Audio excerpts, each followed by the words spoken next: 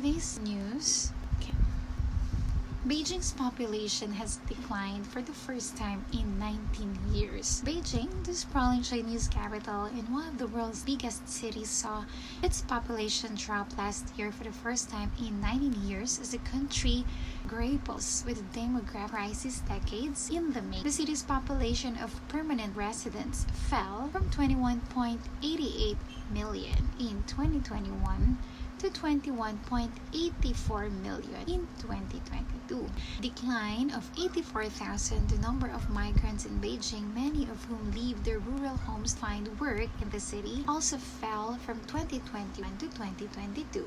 The last time Beijing saw more death than births was 2003, when the fatal severe respiratory syndrome outbreak emerged in southern China and ultimately infected more than 8,000 people around the world. Last year's drop is a relatively small one, with the population natural growth rate dropping to 0.05 per thousand residents according to official data.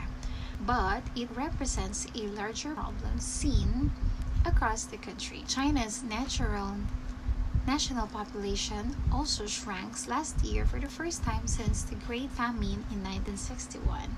There are a combination of factors behind the drop, the far-reaching consequences of the one-child policy China introduced in the 1980s, but has since about changing attitudes toward marriage, family among Chinese youth, entrenched gender inequality, and the challenges of raising children in China's cities. Okay, so we have news too. An influential Chinese blogger disappeared from the internet. This woman says she knows why. For 12 years, program Think, an anonymous Chinese blogger mounted a challenge to China's authoritarian grip and expanding surveillance state. The freewheeling blog offered a mixture of cybersecurity advice and scathing political commentary, including tips on how to safely circumvent China's Great Firewall of internet censorship, develop thinking, and resist the increasingly totalitarian rule of the Chinese Communist Party. The blogger took pride in their ability to cover their digital tracks and avoid getting caught, even as a growing number of government critics were ensnared in Chinese leader Xi Jinping's strident crackdown on dissent.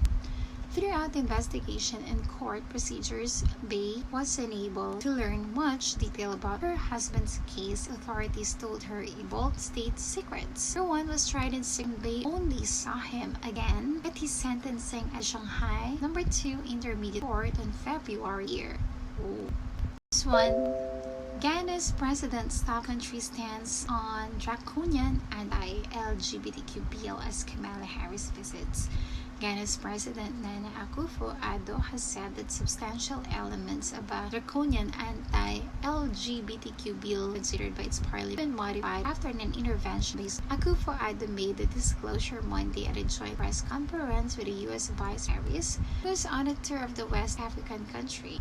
He pointed out that the proposed legislation, framed in the guise of family values, which seeks to introduce some of the harshest anti-LGBT laws on the African continent, was not legislation introduced by his government but a private member's bill. The bill was first introduced in Parliament in August.